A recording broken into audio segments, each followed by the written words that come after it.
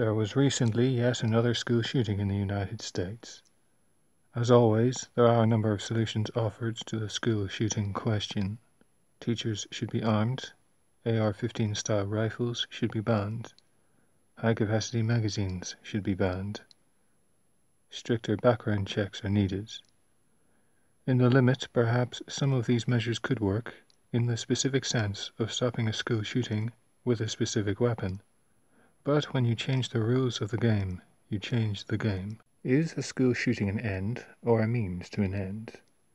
Is the shooter out to shoot up a school, or does he do that in order to get to something else? To me, the shooter wants to hurt society. That is his win condition. From there, we can trace the origin of the school shooting. Let's take a hypothetical man called John. John wants to hurt society. He has to do it by himself. If he tells people, then they could stop him. John needs to hurt society as much as he can.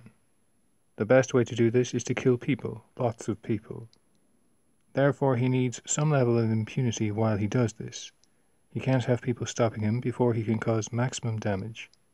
Therefore, he needs some kind of a soft target. Not just any target, but a soft target, and not just any people, but those who are most vulnerable. Those who rely on society the most. That way, John strikes a blow against society itself. He announces that society failed in its mission to protect those people who needed it most. His victory is over all of society when he exposes its failure to do its job. John needs a soft target full of vulnerable people. Children are vulnerable. They are the most helpless in society, therefore needed the most. Where can John look to find children? A school. The children per square meter is probably the densest of any building in society. He can rely on them to definitely be there in large numbers, because he knows when the school is open or shut. Now he needs a method. He could kill lots of people with a bomb. A big enough bomb could take out the whole school, but there are problems with that. It takes time to assemble a bomb, time in which John could get caught.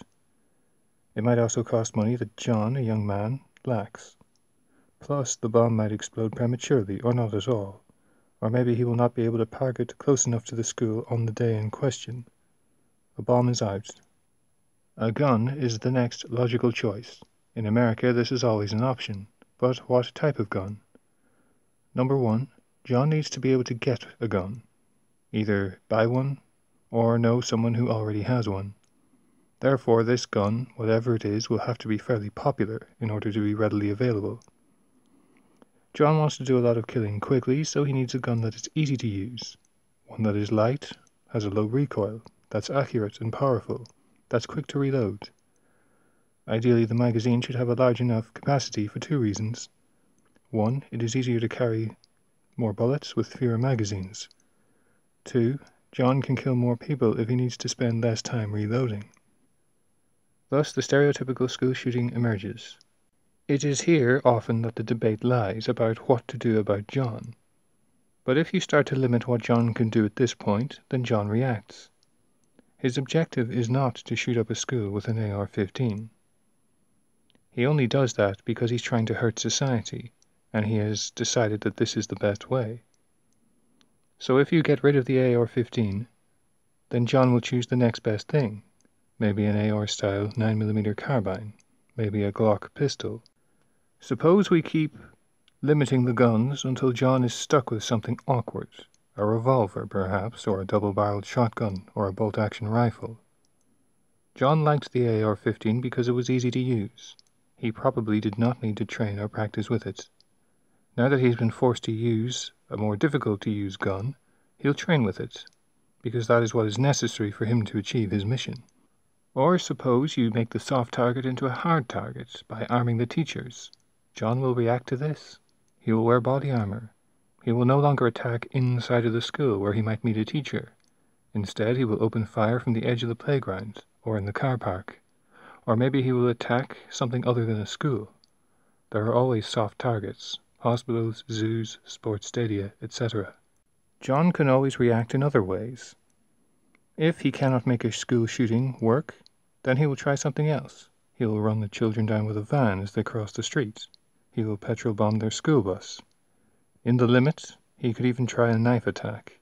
The point is that John cannot really be stopped once he decides to start. Sure, you can stop him from shooting up a school, but he will show up elsewhere. I believe that the more you try to limit John, the more that he will appear. Why does John start down this road in the first place? Why does he want to hurt society, if he belongs to it? Well, that really is the question. Does he belong? Or does he feel as though he belongs? In this case, John feels as though he does not fit in. He cannot achieve like others can, or leave a legacy like others do, because society is built against him, or so he thinks. Society took from him, so he takes from it. Perhaps John has imagined all of it, and society really is not taking away from him. But when society takes away John's ability to own an AR-15 for his own protection, then maybe he has not imagined that part. Maybe that's something real that really was taken. When John is no longer allowed to access certain books or websites, then maybe he has not imagined them being taken from him either. When John does something and the response is to limit the freedom of Brian or Adam, then maybe they feel as though something's been taken from them too. Too often the debate is how John could have been stopped from doing. The real question is, how do we prevent John from being? What turns Brian or Adam into John? When the debate is about guns or mental health, the question really is, given that John exists, how do we stop him? John cannot be stopped. The real question is, given that Brian exists, how do we prevent John?